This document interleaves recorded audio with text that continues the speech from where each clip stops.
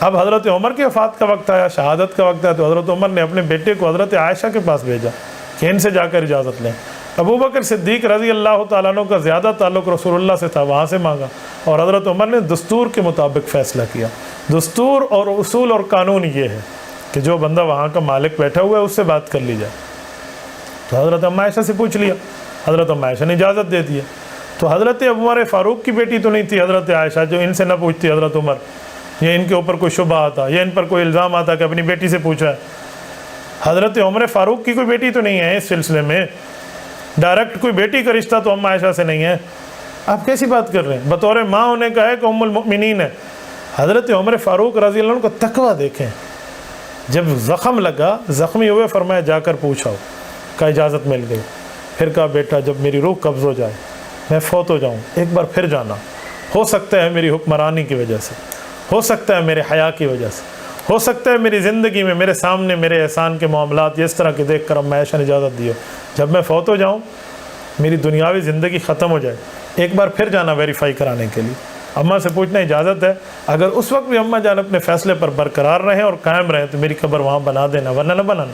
اللہ اکبر، قربان جائے عمر فاروق کے تقویٰ اور طہارت پہ۔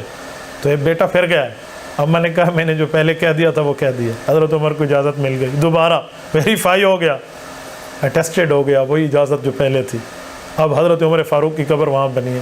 اس روضہ اقدس کا ایک مالک رسول اللہ صلی اللہ علیہ وسلم، وفات کے بعد ملک زائل نہیں ہوتی پیغمبر کی، ما ترکناہ صدقہ، صدقہ بنتا تب ہے جب متصدق زندہ بھی ہو، اپنے مال کا مالک بھی ہو۔ حضرت رسول اللہ صلی اللہ علیہ وسلم کے قرب میں جگہ مانگنے پر ابو بکر صدیق نے حضور سے مانگی۔ حضرت عائشہ رضی اللہ عنہا زندہ سلامت موجود اپنے مال کی مالکہ، حضرت عمر نے اجازت ان سے مانگی۔ ایک اجازت خامد سے مانگ رہا، ایک اجازت بیوی سے مانگ رہا، دونوں گھر کی بات ہے۔ خامد اجازت دے دے تب بھی اجازت، بیوی اجازت دے دے تب بھی اجازت۔ انجینئر اللہ نے تجھے عقل دی ہوتی تو سمجھ جاتا، انجینئر اللہ نے تجھے فہم و فراست دیا ہوتا تو سمجھ جاتا۔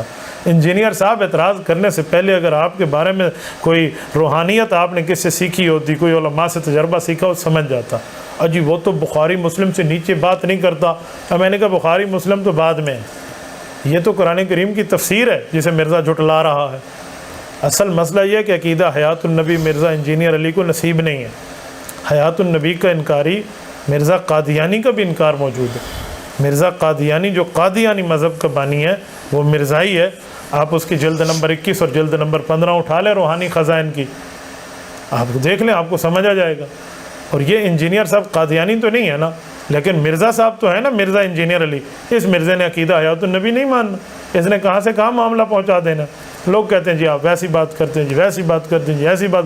مرزا کے فالوورز اب مجھے بتائیں، جو تشریح میں نے آپ کی خدمت میں رکھی ہے اس پہ کون سے اعتراض آتا ہے؟ مسلک کے قول سے نکلو، بابا ہم کون سے قولوں کی بات کر رہے ہیں؟ ہم حقیقت میں سمجھائے دیتے ہیں اور چہرے بتاتے ہیں مسئلہ ہوتا کیا ہے۔ یقین مانے نسب دانی اپنی جگہ، ہاتھ کی لکیروں کا معاملہ اپنی جگہ، کردار بتاتا ہے یہ نسب کہاں سے مل رہا ہے۔ تو اسامہ آپ بے فکر رہیں، انجینئر کا کام نہیں ہے اس طرح بات کرنا۔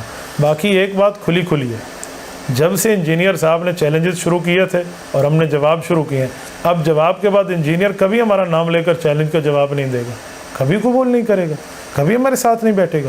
میں نے تو کھلی آفر کیا کہ انجینئر صاحب صرف قرآن پہ بات کرنی ہے تو ہم قرآن کی عربی متن پہ بات کریں گے ترجمے کے ساتھ، تفسیر پہ نہیں جائیں گے۔ آپ کہتے ہیں نہیں تفسیریں بھی مانیں گے تو میں بھی تفسیر پیش کروں گا۔ آپ کہتے ہیں نہیں صرف حدیث ماننی ہے، ہم بھی حدیث پہ آتے ہیں۔ آپ کہتے ہیں نہیں حدیث کی تشریح پہ آنا ہے، ہم بھی تشریح پہ آتے ہیں۔ آپ کہتے ہیں نہیں اجماع صحابہ پہ آنا ہے، ہم اجماع صحابہ پہ آتے ہیں۔ آپ کہتے ہیں نہیں لغت عرب پہ آنا ہے، ہم لغت عرب پہ آتے ہیں۔ آپ کہتے ہیں نہیں فقہ پہ آنا ہے، ہم فقہ پہ آتے ہیں۔ آپ کہتے ہیں نہیں باقی سب چھوڑو صرف عقلیات پہ آ کر بات کرتے ہیں، میں اس پہ بھی تیار ہوں۔